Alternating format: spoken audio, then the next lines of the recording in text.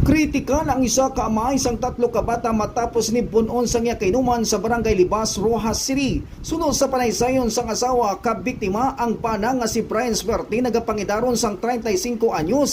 Nagainom upod ang suspek may nagluntad nga pagbinaisay samtang nagatagay. Likom sa ibalos ang biktima nga nagpauli ini ang suspek nga si Mark Anthony alias Utoy sa ila puluyan kag nagkuha sang gunting. Pag-abot sa lugar nga ila ginaimnan ginagbayan sang suspek ang biktima kag ginpaulanan sang buno sa lawasa. May dako nga pilas nga naangkon ang biktima siya nga tiyan, tatlo sa wala nga baga, isa sa tuong nga baga kag isa sa baba. Na ipalakat ko na akong mga perskulahan, nagkanto ko doon kante. Kaya sugatong ko sa mga pulitan, iba na kayo malakat siya sa lawod. Ipagkanto ko to, okay pa yan. Nakita ko pag gani nga, ining suspek ko, gatangis. Nakita Sino nga suspek?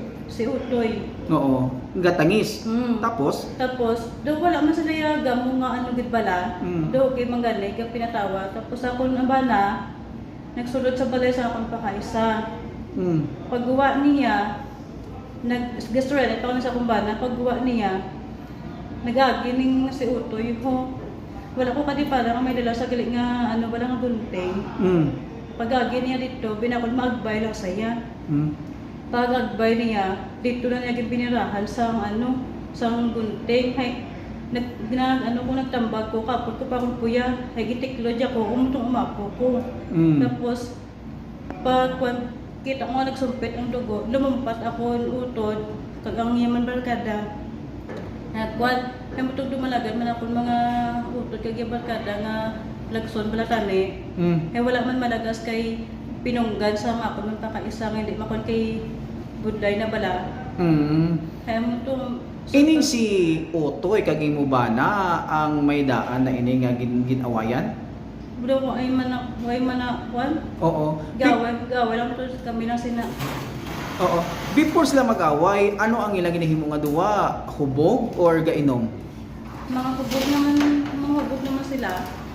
Aga pas na nag-inom. Kagabi pa ya kay birthday na bisa kong tiya pala. Sang gabi sa nga nagainom sila may ginbaisan? Wala lang ko kabalo kay nagpulit mo ko labi, temprano. Tapos sila na to nagbulos ininom.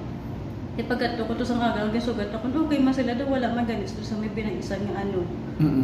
Pag kibot lang kuya binakon mala ko sa akon bana nga magpulit. Nag-agbay sa pag-agbay mo na tong binirahan. Dino na yung ginbuno. Tubangan o kon sa likod? Sa diri yung Sa tiyan? Oo. Tapos? Pag nagtambag ko, kaya way ko kita, may guntik. Pagkakita ko nga may nagsumpit ng dugo, dito na ko tiniklo dyan pagani ko, kapot ko kung isa katuig. Kamusta mo ba na subong? Ay, gamay lang gid eh. Kay mo to pasalamat lang gid kami nga wala gid madayunan. Dito sa naka-admit siya? Hospital. Ti anong plano mo subong? Ay, gusto sa iyong pamilya mapayal kaso. Okay. Sa di nagsubong ang suspect? Huwag kami kabalo kung diin sa nagkadto. Okay, mama. Thank you. Sa payag ni Honorable Barangay Kagawad Jodilo Aro-Aro sa mga takla 5 sa kaganon, nakita pa sini ang duwa nga nagatagay kag ginbugno pa sang biktima si Kagawad. Pero nagdiretso ini wala madugayan, nagasunod sa iya likod ang asawa sang biktima nga sa higad sang dagat nga nagapangayo na sang bulig bangod ang iya nga pana ang ginbuno ni alias Uto. Watan ni madala sa ospital. Base man to sa iya mga kaugtanan sa ilimnanan. Ang ila man lang kunugin ng paisay nga wala magintindihan ay. Sa anong istorya? Mga istorya nga hindi man maayo guro sa isa kag isa mo na naka-reaction nila nga pareho. Pero ini ang suspect kag ang biktima nagagwa sa investigasyon nga prior ya nga magbut-anay may previous pas na ginawayan? Based man sa ila sa imnanan nila. Why man bali may ginbaisan lang gid nga why ko pamangkot kung anong personal nila nga sa isa. Saan natabos ang gabi o kung sa adlaw na? Bali ang ila gid pag inom halin sa alas 6 hasta maga. Sila ang natabo gid alas 7 sang aga. So gaano ang suspect kag ang biktima? Bali sa time nga nagagi ko way pamatabo. Tinawag ako sa isang biktima nga uns iyang agda ko nila. Bala ko inom lang kamo da. Tumayo ay wala lang pila lang ka minuto. amo na to pagtalikod ko lang mo to din nila. Of the night sila inom? Upod sila alin gabi sa maga. Hindi sila gainom. Sa area sa Ngila Tiya man. So, wala ka nakapamangkot tabi sa tiya kung may nagluntad nga pagpaisay, mga ano nga mga istorya ngin maisa Wala nila. man namangkot ko sa tiya nila mismo nga sa birthday. Amo nang may birthday. Namangkot ko, why man siya ano nga gulpi man lang ko.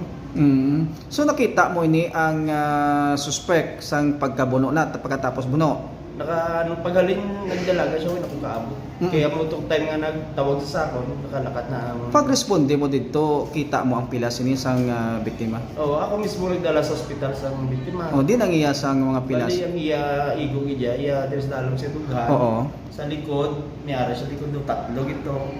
May ara sa bibig, sa mga kamot niya may ara man. So kamot yan ipanagang na ini. Mas sagaw yan siguro. Oo.